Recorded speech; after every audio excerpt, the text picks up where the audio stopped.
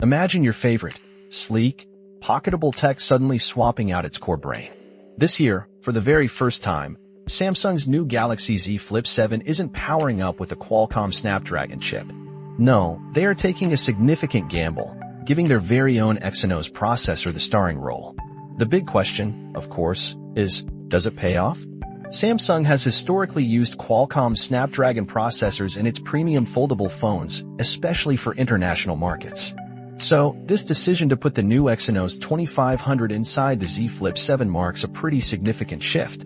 On paper, this Exynos chip looks promising, but we really needed to put it through its paces with some rigorous testing to see how it stacks up against the best in the mobile world. We pitted it against the latest from Apple, Google, and even other Samsung devices rocking that top-tier Snapdragon 8 Elite. Now, to understand where the Exynos 2500 sits, let's quickly talk about how smartphone brains are built. You have two main camps today.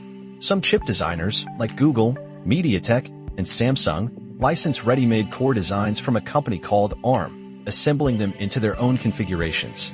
Think of it like buying pre-cut pieces for a puzzle. Then you have companies like Apple and Qualcomm. They license ARM's fundamental architecture, but then they custom design their own CPU cores from the ground up, crafting bespoke puzzle pieces. Historically, these custom-built cores have generally delivered superior performance, particularly in single-core tasks which really drive how snappy your phone feels in daily use and how well it handles demanding games. The Exynos 2500 uses one of those off-the-shelf cores, the Cortex X925, much like MediaTek's Dimensity 9400. While it is not quite as quick as Qualcomm's custom Phoenix CPU core found in the Galaxy S25, the gap surprisingly is not massive. In our CPU benchmarks, the Exynos 2500 in the Z Flip 7 comes in about 18% slower than the Snapdragon 8 Elite found in Samsung's own S25 series. But here's a silver lining.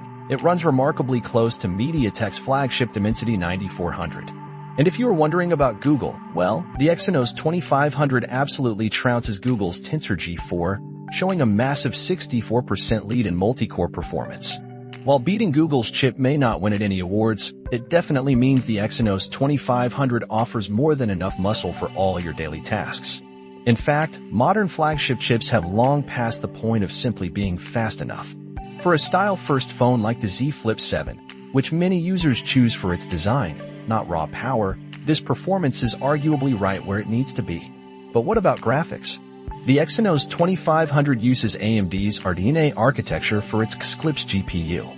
Samsung claims it is 28% faster than its previous generation. Initial tests look promising.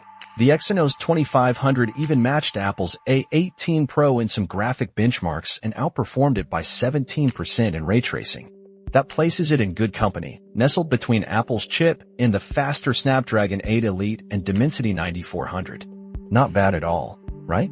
But here's where the plot thickens, and it's a story we've heard before with these compact foldables. When we really push the Exynos 2500 in sustained performance stress tests, its power drops significantly. We are talking about performance that actually falls below Google's Tensor G4. This is almost certainly because the compact Z Flip 7 is throttling its performance to prevent overheating. It's like having a supercar engine in a tiny, cramped garage. You can rev it, but you can't really unleash its full power without things getting a little toasty. Samsung has a reputation for being more conservative with heat management than some other manufacturers, and the clamshell design just doesn't offer much room for cooling. So, is the Exynos 2500 the right choice for a foldable like the Z Flip 7? Well, it's clearly a very capable chip, competing well for CPU tasks and even outperforming the iPhone in some graphics tests initially. It is flagship-class silicon, even if it is not the absolute fastest. However, when we compare it to last year's Z Flip 6, which used a Snapdragon 8 Gen 3, we see hardly any performance uplift. In some graphics tests, the new Exynos is actually 6% slower than its predecessor. When you consider the Z Flip 7's $1,099 price tag, you are effectively paying flagship money for last-generation performance that struggles to sustain its power output under load. Now, this doesn't mean the Exynos 2500 is a bad chip for the Z Flip 7. It just means that the phone's compact form factor remains a huge challenge for any powerful chip to maintain peak performance. For typical daily use, scrolling, social media, light gaming, the Exynos 2500 will handle those tasks just as well as last year's model. it is definitely good enough. Personally, I'd love to see what this chip could truly do in a phone with proper cooling. Perhaps the true gamble for Samsung lies in battery life. With a larger battery cell and this new Exynos chip, the Z Flip 7 might finally comfortably last into a second day.